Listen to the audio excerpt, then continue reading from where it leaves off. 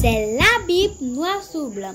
Bienvenue, bonne étude, que Dieu vous bénisse abondamment et c'est parti. Chers frères et sœurs, chers amis, que la paix et la grâce de Dieu soient avec vous tous. En ce matin, chers amis, nous avons encore une fois le privilège d'être ensemble pour pouvoir méditer sur la parole de Dieu. Et chers amis, le titre de notre méditation, c'est la deuxième partie de la série que nous avions commencé. Glorification de Dieu, numéro 2. Qui est Dieu? Glorification numéro 2. Qui est Dieu?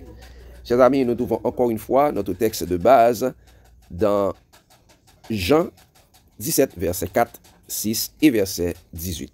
Il dit, « Je t'ai glorifié sur la terre, j'ai achevé l'œuvre que tu m'avais donnée à faire. J'ai fait connaître ton nom aux hommes que tu m'as donnés du milieu du monde. Ils étaient à toi et tu me les as donnés. Ils ont gardé ta parole. Comme tu m'as envoyé dans le monde, je les ai aussi envoyés dans le monde. » Glorification de Dieu, numéro 2. Qui est Dieu? Donc, chers amis, bien avant d'aller plus loin, nous prions. Tant de Père Céleste, en cet instant, nous allons méditer sur ta parole. Nous allons étudier ta parole, que la sagesse d'en haut, ton Saint-Esprit, vienne nous imprégner pour nous enseigner toutes choses, pour que nous puissions vraiment sortir de l'ignorance et que, Seigneur Dieu, nous puissions revenir à ton admirable lumière. Et que, Seigneur Dieu, comme des enfants, nous puissions apprendre, comprendre, appliquer et partager ta parole pour notre croissance spirituelle. En Jésus, nous t'en prions. Amen. Chers amis, glorification de Dieu, numéro 2. Il a dit dans la parole de Dieu, j'ai vu un autre ange qui volait par le milieu du ciel, ayant un évangile éternel pour l'annoncer aux habitants de la terre. Et cet évangile, l'évangile, c'est la bonne nouvelle sur Dieu. La bonne information sur Dieu. C'est pourquoi il dit, craignez Dieu et donnez-lui gloire, car l'heure de son jugement est venue, et adorez celui qui a fait le ciel, la terre, la mer et les sources d'eau. Donc, craignez Dieu, donnez-lui gloire, c'est faire connaître qui est Dieu. Louez Dieu pour ses hauts faits. Louez Dieu pour ce qu'il est. Louez Dieu pour ses bienfaits. Parce que notre Dieu est le bon Dieu. Et chers amis, notre mission sur la terre, c'est ça. C'est de faire connaître qui est Dieu, parce que c'était ça la mission de Jésus. Et Jésus a dit, comme le Père, comme tu m'as envoyé dans le monde, je les ai aussi envoyés. Et il dit plus loin dans Jean 21, Jean 20, ou bien Jean 20, verset 21, il dit ça, comme le Père m'a envoyé, moi aussi, je vous envoie. Et chers amis, pour nous capables de glorifier le nom de Dieu sur la terre, faire connaître qui est Dieu, étant donné que c'est seul Jésus qui est capable de faire nous connaître qui est-ce qui bon Dieu est, donc chers amis, nous devons demeurer dans le témoignage de Jésus. Parce que Jésus dit, il est dit dans Jean 1er verset 18, disons ça, personne n'a jamais vu Dieu. Le Fils unique qui est dans le sein du Père est celui qui l'a fait connaître. Et plus loin, Jésus dit, je suis le chemin, la vérité et la vie. Nul ne vient au Père que par moi. Si vous me connaissiez, vous connaîtriez aussi mon Père. Donc, chers amis, en 10 points aujourd'hui, nous allons nous baser sur le témoignage de Jésus pour montrer qui est le seul vrai Dieu dont les religieux ne connaissent pas.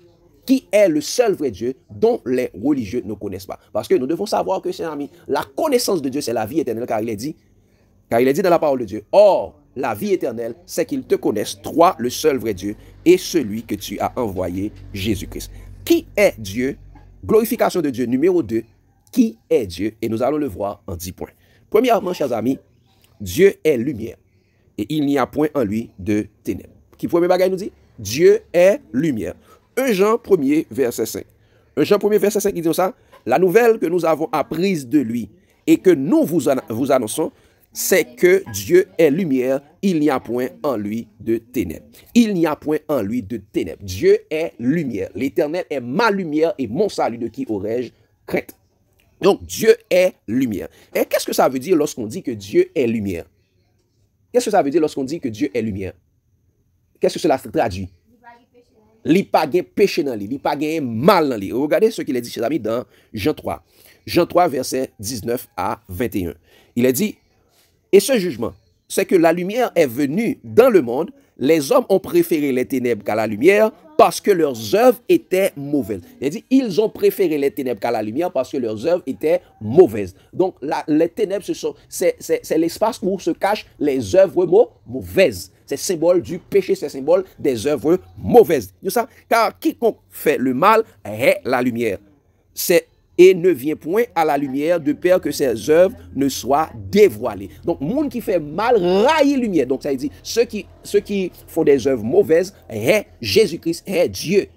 Et tout ça. Mais celui qui agit selon la vérité vient à la lumière afin que ses œuvres soient manifestées parce qu'elles sont faites en Dieu. Donc, ceux qui agissent mal n'agissent pas en Dieu.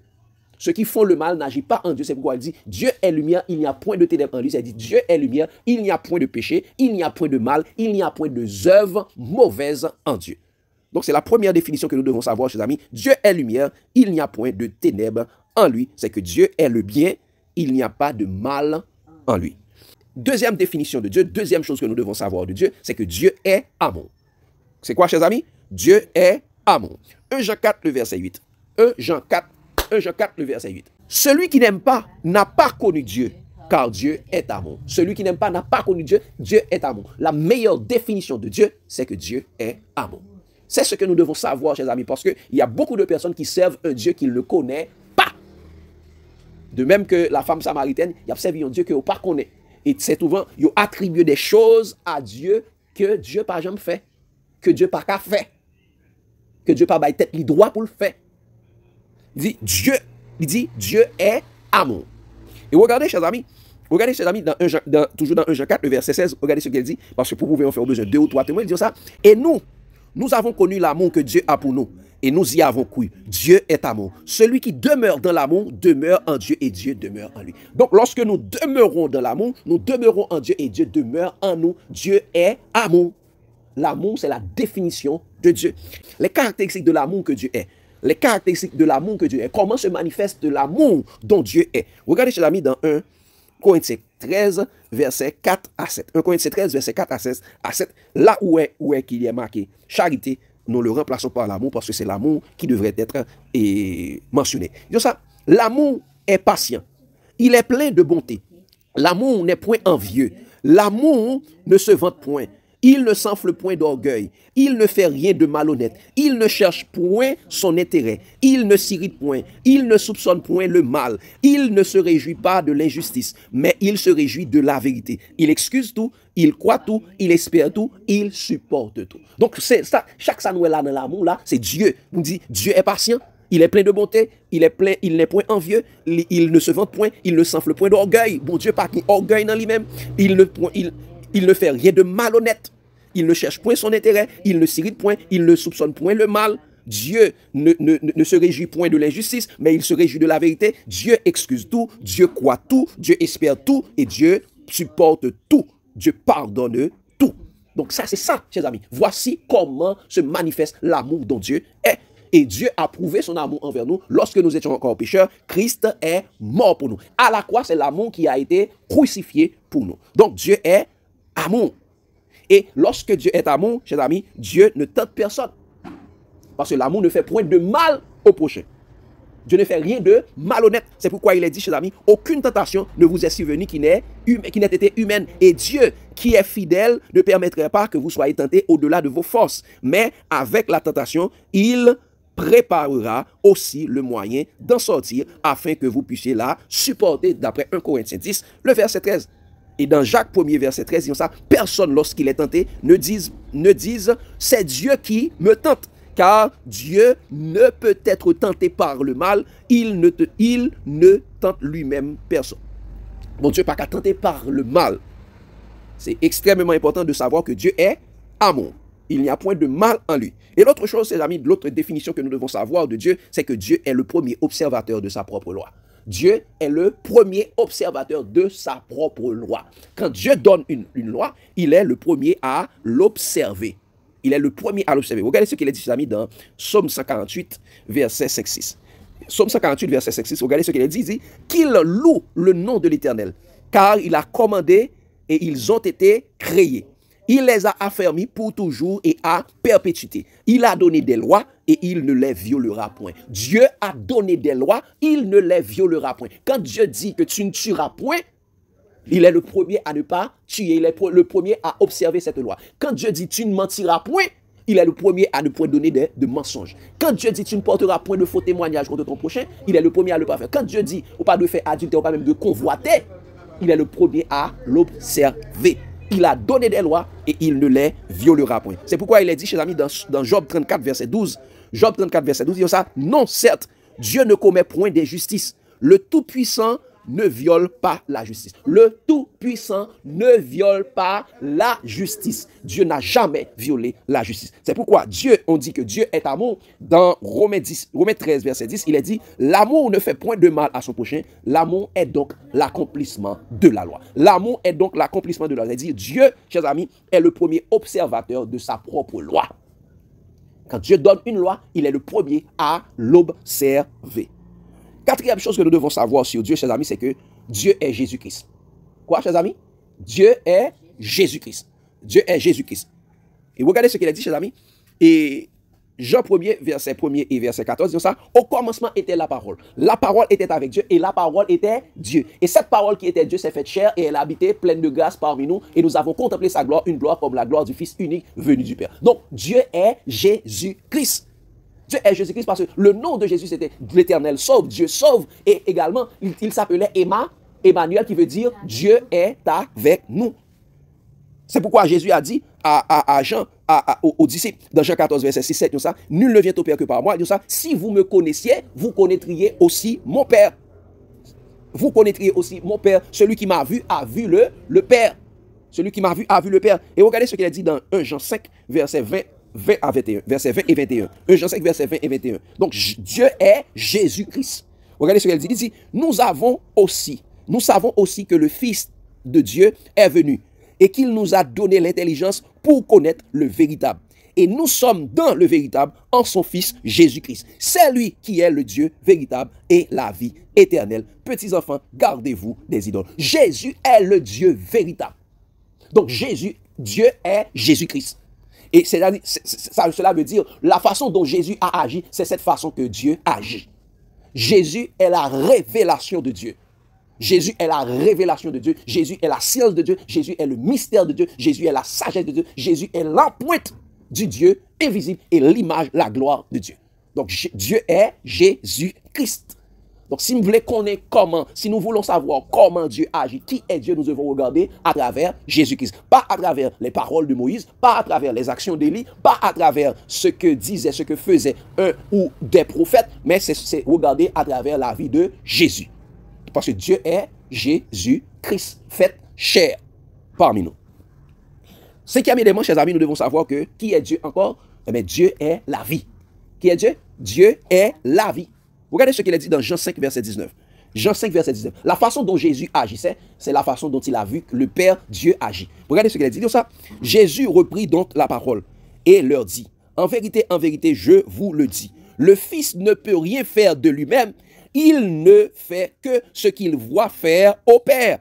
Et tout ce que le Père fait, le Fils le fait pareillement. Tout ce que le Père fait, le Fils le fait pareillement. Et lorsque Jésus dit que, et dans Jean 14, verset 6, 7, Jésus lui dit, je suis le chemin, la vérité et la vie, nul ne vient au Père que par moi. Cela veut dire que tout ce que, donc le Père est le chemin, la vérité et la vie. Le Père est le chemin, la vérité et la vie. C'est pourquoi le verset 7, Jésus dit, si vous me connaissiez, vous connaîtriez aussi mon Père. Et déjà maintenant, vous le connaissez et vous l'avez vu. En la personne de Jésus, on a vu le Père.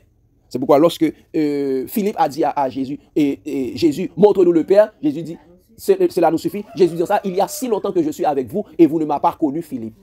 Donc Jésus est le Dieu, mais Dieu est Jésus-Christ. C'est pourquoi regardez ce qu'il a dit, chers amis, dans Jean 11, verset 25-26. Jean 11, verset 25, dit ça. Jésus lui dit, je suis la résurrection et la vie. Celui qui croit en moi vivra comme quand même il serait mort. Crois-tu cela? Ainsi de suite. Donc, mais c'est surtout Jean 3,16. Jean 3,16 dit ça. Car Dieu a tant aimé le monde, il a donné son Fils unique afin que quiconque croit en lui ne périsse point, mais qu'il ait la vie éternelle. Dieu, en effet, n'a pas envoyé son Fils pour qu'il juge le monde, mais pour que le monde soit sauvé par lui. Parce que Dieu est la vie. Et quelle vie Dieu est? C'est la vie éternelle. Ce n'est pas une vie passagère. Sixièmement, chers amis, nous devons savoir que Dieu est celui qui a pour ennemi la mort. Si Dieu est la vie, eh bien, chers amis, Dieu est celui qui a pour ennemi la mort. Dieu est celui qui a pour ennemi la mort. Regardez ce qu'il a dit, chers amis, dans 1 Corinthiens 15, verset 24 à 26. 1 Corinthiens 15, verset 24 à 26. Il dit ça. Ensuite viendra la fin, quand il remettra le royaume à celui qui est Dieu et Père, après avoir détruit toute domination, toute autorité, toute puissance. car il faut qu'il règne jusqu'à ce qu'il ait mis tous les ennemis sous ses pieds. Le dernier ennemi qui sera détruit est la mort. C'est la mort. Le dernier ennemi qui sera détruit, c'est la mort. Donc la mort est un ennemi de Dieu. Dieu est celui qui a pour ennemi la mort. Donc Dieu ne coopère pas avec la mort. La mort est un ennemi de Dieu. Dieu n'exerce pas la mort sur ses enfants. Dieu n'exerce pas la mort sur ses enfants. Donc, les personnes qui disent nous, ah, Dieu crasé là, Dieu tué un tel, Dieu pour le boulot, Dieu pour le boulot, c'est des personnes qui pas connaissent bon Dieu, ils présentent l'autre Dieu, ils présentent Dieu pas le Dieu de la Bible, pas le Dieu dont Jésus a donné la révélation, pas le Dieu de l'Ancien Testament, mais Dieu de la Nouvelle Alliance, c'est Jésus-Christ. Il dit, le dernier ennemi qui sera détruit, c'est la mort. Regardez ce qu'il dit dans Ésaïe 25, verset 8. Ésaïe 25, le verset 8. Il dit ça. Il anéantit la mort. Qu'est-ce que Dieu fait? Dieu, il dit, il anéantit la mort pour toujours. Le Seigneur, l'Éternel, ensuite essuie les larmes de tous les visages. Il fait disparaître de toute la terre l'opprobre de son peuple. C'est l'Éternel, car l'Éternel a parlé. Il anéantit la mort. Donc la mort est un ennemi de Dieu. Donc Dieu ne frappe pas les hommes par la mort. Mais si la mort est un ennemi de Dieu, donc ce qui tue, c'est la mort. Et regardez ce qu'il a dit dans 2 Timothée. 2 Timothée 1er, verset 8 à 10. Regardez ce qu'il dit. Il dit, n'aie donc point honte du témoignage à rendre à notre Seigneur. Puis il y a nous honte pour nous parler de bon Dieu, ni de moi, ni de son prisonnier. Ni de moi, son prisonnier. Mais souffre avec moi pour l'évangile et la puissance de Dieu. L'évangile par la puissance de Dieu qui nous a sauvés et nous a adressé une sainte convocation, non à cause de nos œuvres, mais selon son propre dessein et selon la grâce qui nous a été donné en Jésus-Christ avant les temps éternels. Qui ça? Avant les temps éternels. Et qui a été manifesté maintenant par l'apparition de notre Sauveur Jésus-Christ, qui a détruit la mort et a mis en évidence la vie et l'immortalité par l'évangile. La vie et l'immortalité par l'évangile. La mort est un ennemi de Dieu. C'est pourquoi le dernier ennemi qui sera détruit, c'est la mort. Donc, toute personne qui a dit, ah bon Dieu parle tout, bon Dieu tout est tel, bon Dieu tout est tel, dans l'Ancien Testament, ce n'est pas Dieu. Mais c'est celui qui veut se faire passer pour Dieu. La mort est un ennemi de Dieu. C'est l'un des plus grands ennemis de Dieu. C'est pourquoi c'est le dernier ennemi qui sera détruit. Septième élément que nous devons savoir sur Dieu, chers amis, c'est que Dieu est la résurrection. Donc, si généralement, il y a beaucoup de personnes que la mort a tué, eh bien, comme Dieu est la vie et la mort est son ennemi, eh bien, après avoir détruit la mort, Dieu ressuscitera également tous les morts. Dieu ressuscitera tous les morts. Et surtout les morts en Christ, ils auront la vie éternelle. Ils auront la vie éternelle. Regardez ce qu'il dit dans Jean 5, verset 21. Dieu est la résurrection. Il dit ça, car comme le Père ressuscite les morts et donne la vie, ainsi le Fils donne la vie à ceux qu'il veut. Il dit, comme le Père ressuscite les morts et donne la vie. Donc le Père, Dieu est la résurrection. Et Jean 6, verset 40, il dit ça, la volonté de mon Père, c'est que quiconque croit au Fils, c'est que quiconque voit le Fils et croit en lui est la vie éternelle, et je le ressusciterai au dernier jour. Je le ressusciterai au dernier jour. Donc Dieu est la résurrection. Et dans Acte 2, verset 4, nous allons voir que c'est Dieu également qui a ressuscité Jésus pour nous donner l'exemple qu'il nous ressuscitera également. Tous ceux qui sont en Christ seront ressuscités au dernier jour s'ils passent par la mort. Mais nous savons que nous ne mourrons pas tous. Regardez ce qu'elle dit. Acte 2, verset 24, dit ça. Dieu l'a ressuscité en le délivrant des liens de la mort parce qu'il n'était pas possible qu'il fût retenu par elle. Dieu a ressuscité Jésus. Et dans le verset 32, toujours dans Acte 2, il dit ça. C'est ce Jésus que Dieu a ressuscité. Nous en sommes tous témoins. Dieu a ressuscité Jésus. Dieu est la résurrection. Pour ceux qui ont passé par la mort, Dieu est leur résurrection. Voici la définition de Dieu. Est-ce que mon Dieu a tué après ça pour le ressusciter en même temps? Non. Non, Dieu n'est pas la mort. Dieu n'existe pas la mort. La mort est un ennemi de Dieu. Et huitième chose que nous devons savoir sur Dieu, chers amis, c'est que Dieu est le seul juste et miséricordieux. Dieu est le seul juste qui existe. Dieu est le seul juste et miséricordieux. Psaume 116, verset 5, dit ça. L'Éternel est miséricordieux et juste. Notre Dieu est plein de compassion. L'Éternel est miséricordieux et juste. Notre Dieu est plein de compassion. Et dans Psaume 145, verset 17, il dit ça. L'Éternel est juste dans toutes ses voies et miséricordieux dans toutes ses œuvres. L'Éternel est juste dans toutes ses voies. Et miséricordieux dans toutes ses œuvres. On peut contempler la justice, on peut contempler la miséricorde de Dieu dans toutes ses voies. Et dans Ésaïe 45, verset 21, il dit quelque chose d'une extrême importance. Ésaïe 45, verset 20, c'est l'Éternel qui est en train de parler au prophète Ésaïe. Disons ça, déclare-le et faites-les venir, qu'ils prennent conseil les uns les autres. Qui a prédit ces choses dès le commencement et depuis longtemps les a annoncées. N'est-ce pas moi l'Éternel? Il n'y a point d'autre Dieu que moi. Je suis le seul Dieu juste et qui sauve. C'est ça? Je suis le seul Dieu juste et qui sauve. Donc tous les autres dieux sont des dieux injustes.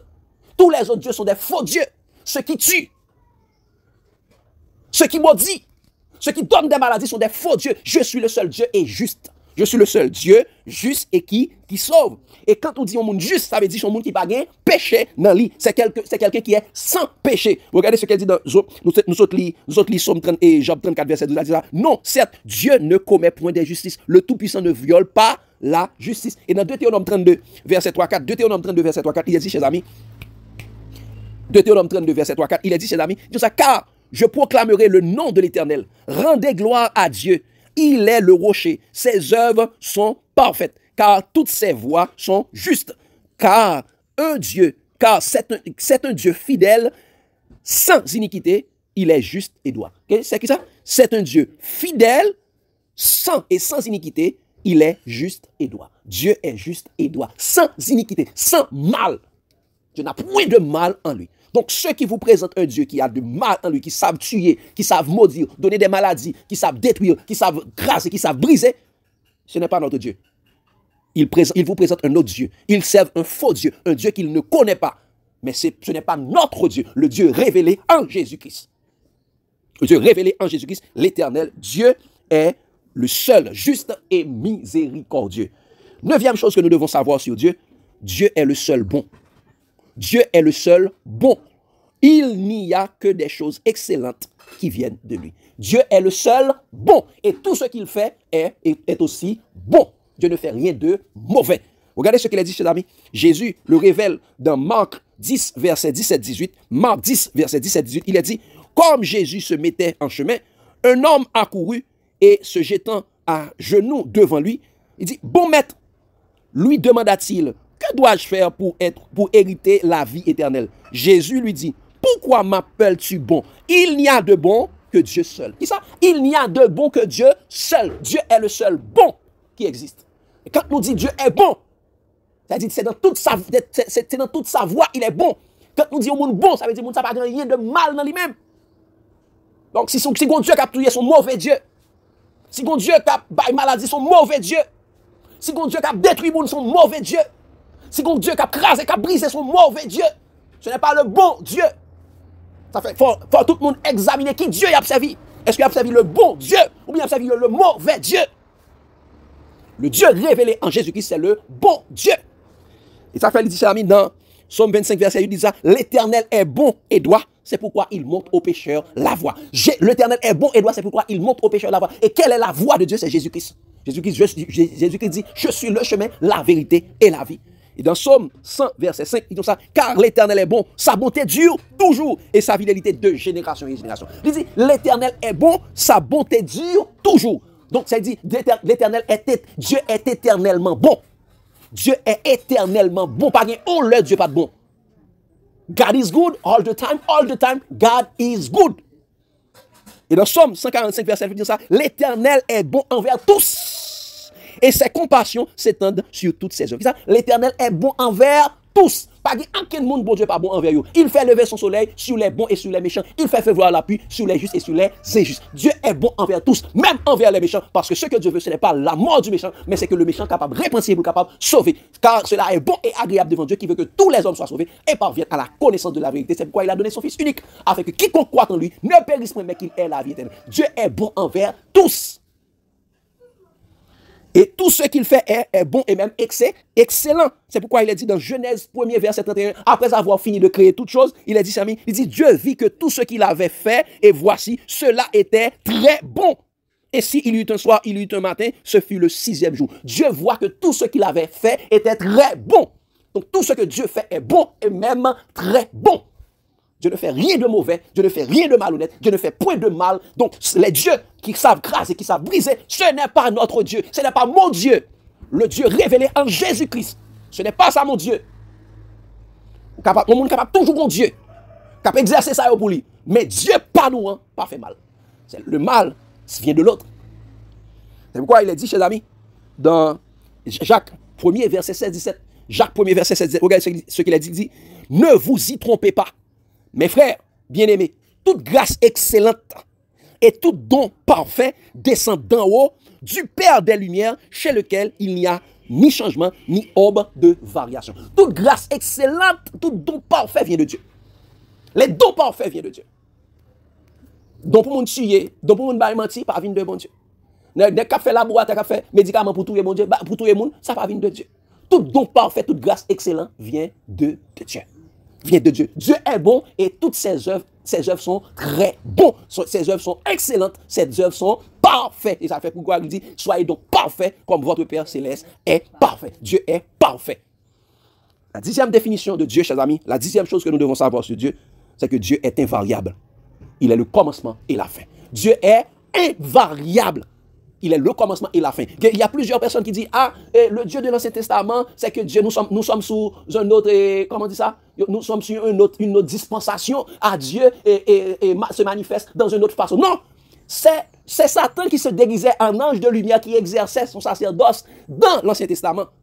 Il agissait pour accuser Dieu. Pour que les hommes, les ignorants, les simples puissent accuser Dieu. Mais, chers amis, Jésus nous a révélé que ce n'était pas Dieu qui agissait dans l'Ancien Testament.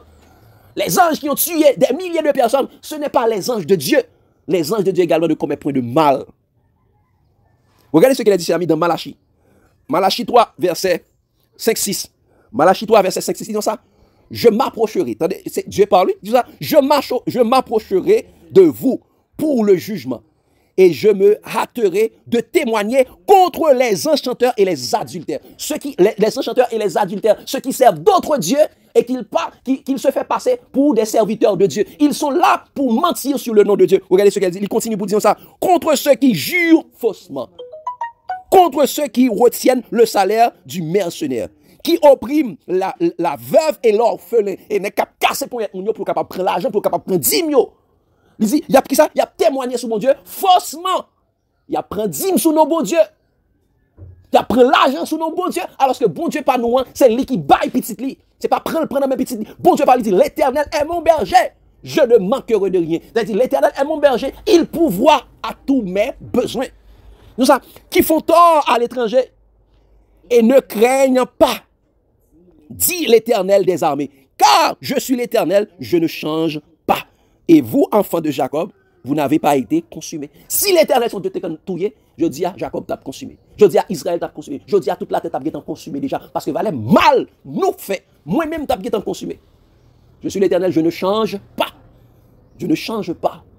Il est le commencement et la fin.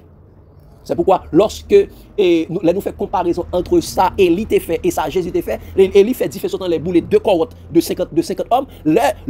Jésus, Jean et Jacques mandaient Jésus, bah nous puissance pour nous capable bouler les Samaritains. Jésus dit, vous ne savez pas de quel esprit vous êtes animés. Ça veut dire, Élie était animé de mauvais esprits.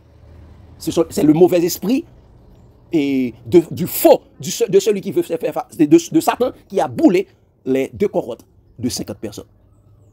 C'est pourquoi il est dit, chers amis, dans Apocalypse 18, Apocalypse 1er, verset 8, Apocalypse 1er, verset 8, il dit ça, je suis l'alpha et l'oméga, dit le Seigneur Dieu, celui qui est, qui était et qui vient, le Tout-Puissant. Je suis l'alpha et l'oméga.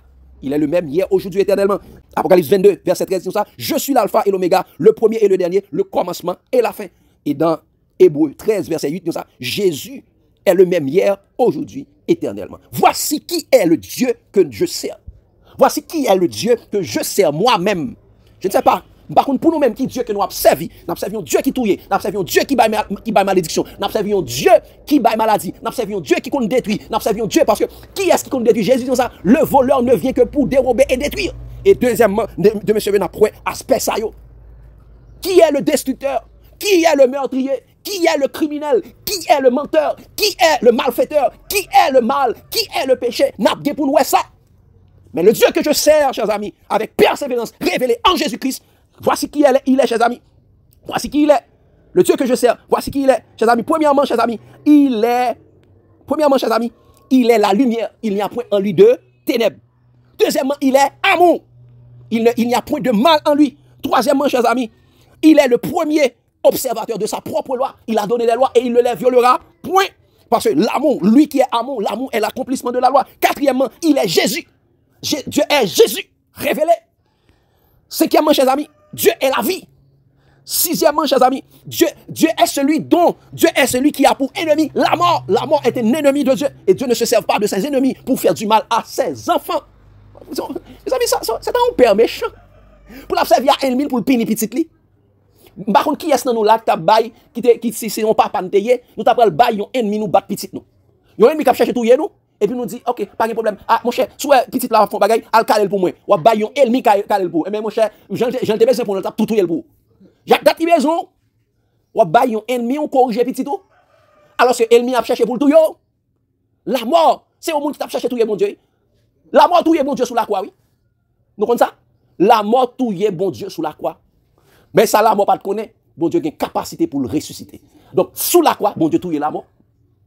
C'est ça, nous devons comprendre. Sous la croix, bon Dieu touyer la mort. Ça fait la mort pas de pouvoir sur un petit bon Dieu encore. Même les plat vidéo, si bon Dieu pas dit, mon cher Alphonse, coucher. Ou à réciter, ou à lever, l'aime fini. Et ça fait nous ne mourrons pas, pas tous. Et là, à la fin, on va dire, oh mort, où est ta victoire? Oh mort, où est ton aiguillon? L'aiguillon de la mort, c'est le péché. La puissance du péché, c'est la loi. Mon Dieu est celui qui a pour ennemi la mort. Dieu est la résurrection. Pour toute petite qui passe par la mort, Dieu est la résurrection. Dieu est le seul juste et miséricordieux. Dieu est le seul juste qui existait. C'est-à-dire, depuis le juste, ça veut dire pas de péché, pas de mal dans lui, dans lui-même. Dieu, neuvièmement, Dieu est le seul bon. Et tout ça qui vient de lui, il est très bon et même excellent. Et Dieu, chers amis, est invariable. Il est le même hier, aujourd'hui, éternellement. Il est le commencement et la fin. Dieu n'a pas changé dans l'Ancien Testament. Il n'a pas changé également dans le Nouveau Testament. Mais dans l'Ancien Testament, Satan savait se déguiser en ange de lumière pour se faire passer pour Dieu, afin d'accuser Dieu, afin de commettre des actes ignobles pour accuser Dieu. C'est pourquoi Jésus est venu pour révéler qui est le vrai Dieu. Parce que monde qui était l'autre prophète, pas de cas, ouais, ça Satan a fait sous non bon Dieu, mais Jésus vient révéler. Jésus est la révélation de Dieu. Celui-ci est mon fils bien-aimé, en qui j'ai mis toute mon affection. Écoutez-le. Personne sous la terre n'est pas capable de dire, si vous me connaissez, vous connaîtriez aussi mon Père. Et déjà, vous l'avez vu. Celui qui m'a vu a vu le Père. Si nous voulons connaître réellement qui est Dieu, nous devons regarder à Jésus, car il est écrit, personne n'a jamais vu Dieu. Le Fils unique qui est dans le sein du Père est celui qui l'a fait connaître. Tout le monde qui voulait rester dans l'Ancien Testament pour parler de Dieu, c'est-à-dire c'est pas vrai Dieu a servi. Ils ne servent pas le Dieu créateur, le seul vrai Dieu révélé en Jésus-Christ. Vous voulez qu'on bon Dieu? Gardez Jésus. Vous voulez qu'on bon Dieu? Gardez Jésus. Glorification de Dieu. Qui est Dieu? Eh bien, nous avons vu 10 choses que Dieu est à travers Jésus-Christ. Si ce qu'on regarde dans l'Ancien Testament pour parler de Dieu, on va parler de Dieu par là, mais on va parler de Dieu, Jésus révélé. Dieu que Jésus y est. Dieu Jésus y est, par exemple, fait mal. Si vous êtes vécu sur la terre sans par exemple péché au froid, par exemple touiller, par exemple maladie, il va jamais mentir, il va jamais craser, il va jamais briser. Ah, Dieu ça, c'est le Dieu excellent. Et c'est peut-être ça les hommes tout le même parce qu'il vient révéler faux Dieu. Ça fait le dit, il te dit avec nous, vous avez pour père le diable et vous voulez faire sa volonté. Il est meurtrier dès le commencement. Il est menteur et père du mensonge. Il ne se tient pas dans la vérité. Les gars, bon, mentir sur mon Dieu, c'est petit Satan. Quand mon Dieu touillé, mon Dieu crasé, mon Dieu brisé. Non, c'est la pas croire. Ça fait leur parler, on dit, demandez-moi, qui caractéristique bon Dieu observe? Dis, parlez-moi de Dieu observe. Et moi-même, je dis, qui Dieu, moi-même, m'observe. Ben, leur dit, ah non, ça c'est Dieu pas là, mais Dieu pas non. Mon Dieu, voici qui il est. Glorification de Dieu. Numéro 2, qui est Dieu? Et nous avons vu qui est Dieu. Que Dieu vous bénisse abondamment, chers amis. L'amour de Christ, l'amour de Dieu, la vérité nous presse. Amen. C'était la Bible noir sous blanc. N'hésitez pas à aimer, abonner, commenter et partager. Bye et à la prochaine.